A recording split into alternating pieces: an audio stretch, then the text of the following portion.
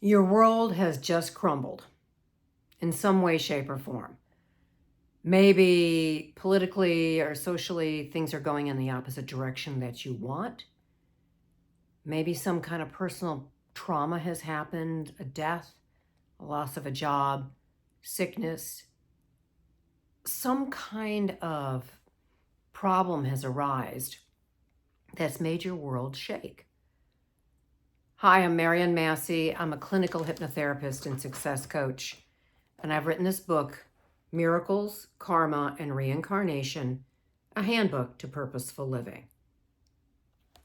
So today we're going to talk about this. I'm not going to give you any platitudes. I'm not going to say, oh, it's going to be okay, blah, blah, blah, blah, blah. Don't feel. What I am going to help you do is get some real concrete tools to help you move forward if you want to. And that's the big if. You can stay there with your feelings. You have that true spiritual freedom. But if you truly want to get out of this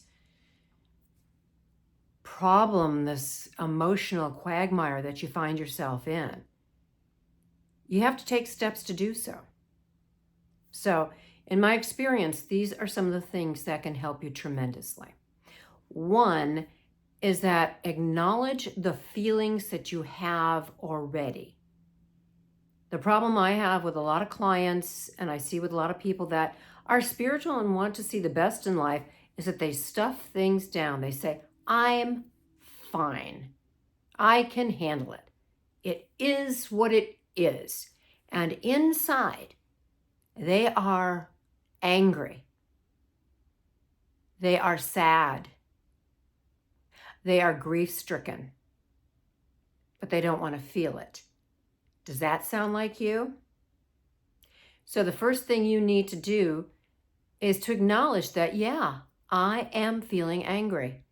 Yes, I am grieving. Yes, I am sad. Yes, I am fearful. Then you can start where you're at and be honest instead of stuffing it down subconsciously. And what's going to happen if you stuff it down, let me tell you, you are going to suffer from it. When I was a child being raised in a dysfunctional family, my mom was sick, and I could not acknowledge that I was angry that she was sick. And so I said, I'm fine. I'm going to handle it. And yes, you have to do that to survive. But at the same time, if somebody would have said, hey, Marian, are you angry? I would have said yes. And that would have just freed me up to heal that. Instead, that anger turned into bulimia, overeating. It turned into drugs, alcohol, depression, panic attacks. Now, one by one, I got rid of them because I dealt with where I was. Finally, I realized I had to do that. In my book, I give you detailed information on how to do this. But here on this video, I'm going to give you some ideas of what you can do. So first and foremost, I would write where you're at. Let's take anger. So do you want to hold on to that anger? Remember, if you hold on to it, no one's going to get hurt except you. So if you really want to let go of it, say, I am safe and worthy to start releasing this anger in a healthy way.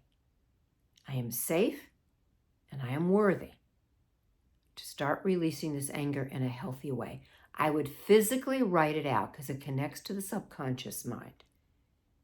Then watch and wait and see what happens. Maybe you're starting to say, well, I'm not really safe. Well, then you can say I'm safer and safer, because those are the two most powerful words you can say, safe and worthy. Another reason we hold on to stuff is because, especially anger, is our need to punish. Let's say somebody has abandoned you. Let's say somebody has hurt you, or society is going in a different direction than you want, and you really want to punish somebody. Well, instead of punishing, use that energy to create what you want to create. Now, I keep coming back to that we are a spiritual being. We're having spiritual lessons. But during the time when something is crumbling around you, most people don't want to hear that. So I will leave you with this one. What do you want to create? Do you want to stay in that feeling? And if you say no, then you have to have tools to get yourself out of it. A mental tool are the affirmations that I give you. They're in my book. Some of them are in these different videos, but use safe and worthy to start. Another way is to use breathing and visualization. Breathe through the anger, breathe through the grief, let yourself feel when it comes up.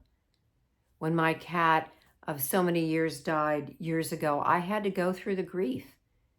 I didn't stuff it down. I learned about not stuffing it down.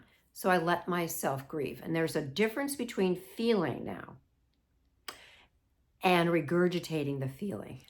By that means it comes up, but you keep stuffing it back down to keep processing it. So one of the affirmations might be to really let it go. Another process would be to use a spiritual exercise, because we're a spiritual being. It's going to affect all our different, what I call bodies, the mental body, the emotional body, and your physical body. And I use the mantra HU, H-U. And there's actually a HU app that you can get, and you can hear thousands of people singing HU. You can sing it on the out breath. HU. You probably have a lower voice than I do. But if you work with your mind, you work with your emotions, right where you're at, your beliefs, everything, like these people are bad. You can say, do I want to keep creating that these people are bad? No. If you do, keep going, but don't listen to the video. You can say, I let go of the belief that they have to be punished or that they're bad, because karma is a great equalizer. Work with a spiritual prayer, a mantra. If HU resonates with you, use that. Again, you can get it on a free app on your app store. So working on every level, knowing you're a spiritual being, and ask yourself, what do I want to create through this trauma?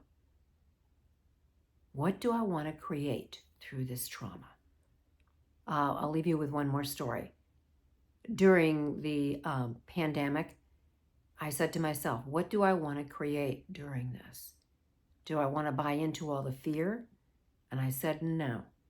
So I kept using the mantra, using the HU, and my mantra was, or my writing, my affirmations were, I am safe to feel safe. And I just lived my life feeling safe. And I had a much better experience than the majority of the people. So again, if you like this channel, tell others about it, subscribe, and get my book so you can get more tools on how to navigate really troublesome times so that you can create a higher vibration, that these things will not bother you as much, or you'll get the spiritual lesson from them. Until next time, I wish you the highest and the best.